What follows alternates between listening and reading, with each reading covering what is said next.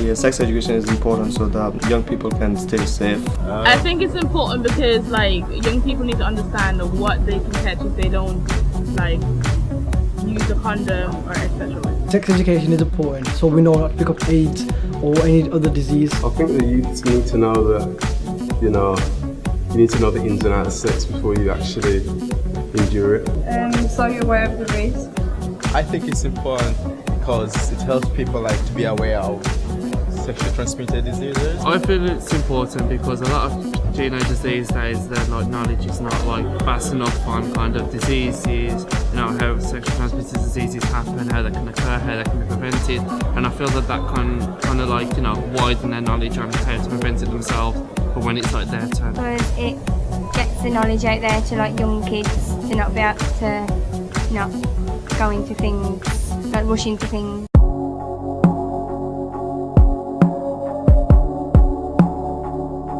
Can you explain to us exactly what your role is and what you do? So I am the Business Development Officer for Child Sexual Exploitation, Abuse and Violence within Brook, which means that I lead nationally across the organisation on all the issues around abuse, violence and exploitation of young people. So I'm the head of participation and volunteering at Brook. So that means that it's my responsibility to make sure that young people have a voice and are able to influence positive change at all levels of the organisation. I'm Simon Blake and I'm Chief Executive of Brook Young People's Health Charity. Fantastic. Thank you very much for agreeing to interview. Firstly, can you explain to me what Brook is and what it does? Sure. So Brook is a young people's charity that specialises in sexual health, but also works with young people around mental health, alcohol and other health issues.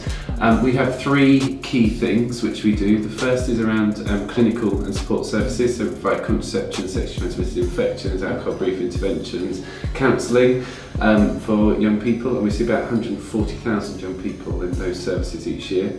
The second is education and training, so we do education in schools, young offender institutions, residential care centres and training for professionals. And again, we see about 150,000 young people in our education each year. And then the third bit is the campaigning and advocacy. So campaigning, political campaigning as in trying to influence politicians, but also campaigns direct to consumers, young people, about sexual health and other health issues. So why do you think getting young people involved is important and what benefits do they bring?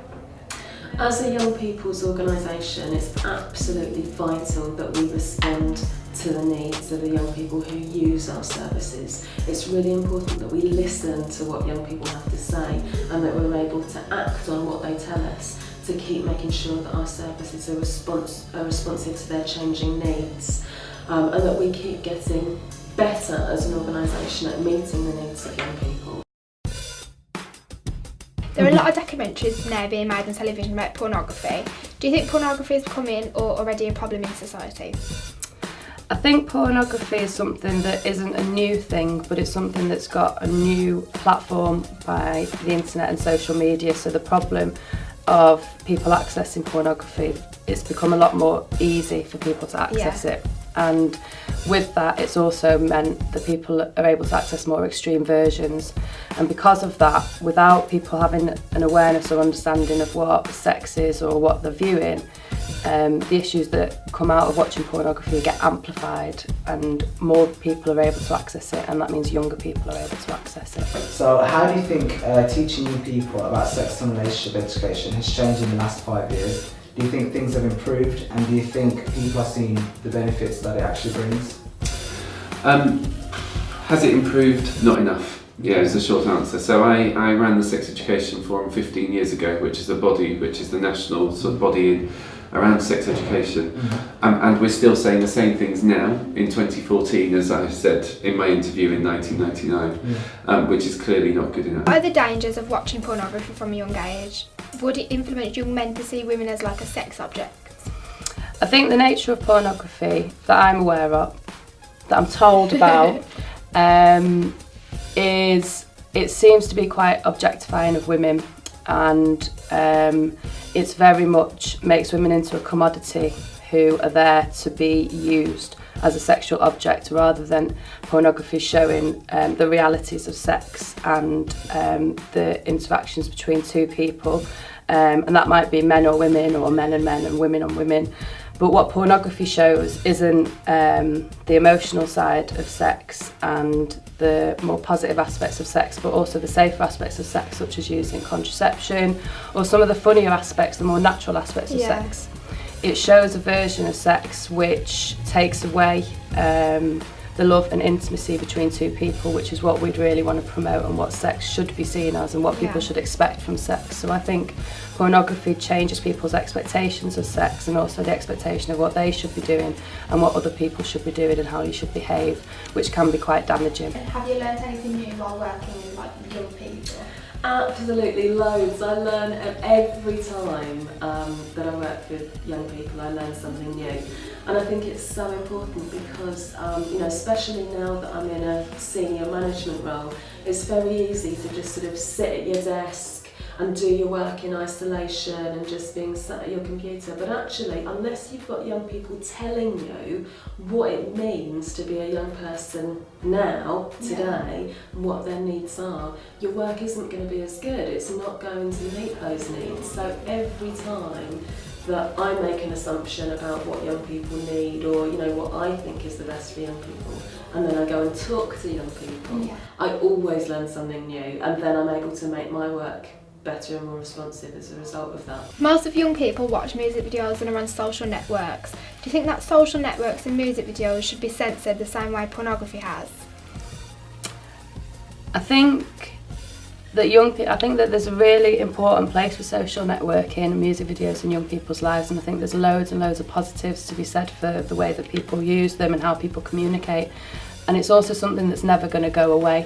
We need to learn to find a way where we can make sure that those arenas that people navigate are as safe as possible, and also not restricting people, because what will happen if we put restrictions on things, they'll just get hidden, and that means we won't be able to support people. My final question, if I had a magic wand and I made sex and relationship education compulsory tomorrow, what would actually change? Because we talk about you want it to happen and everything, but what would change? So if it was passed in legislation tomorrow, and we forget that it would take 2 years as a time delay for you to actually build it into the curriculum, the key things, as I said, is that universities would provide teacher training, so you would have subject teachers who are trained and specialists. That would be the first thing, which would be a major difference. Citizenship was introduced into the curriculum in 2000, or curriculum 2000, and all of the evidence from that was that actually the time lag between being introduced and it making a difference is quite long.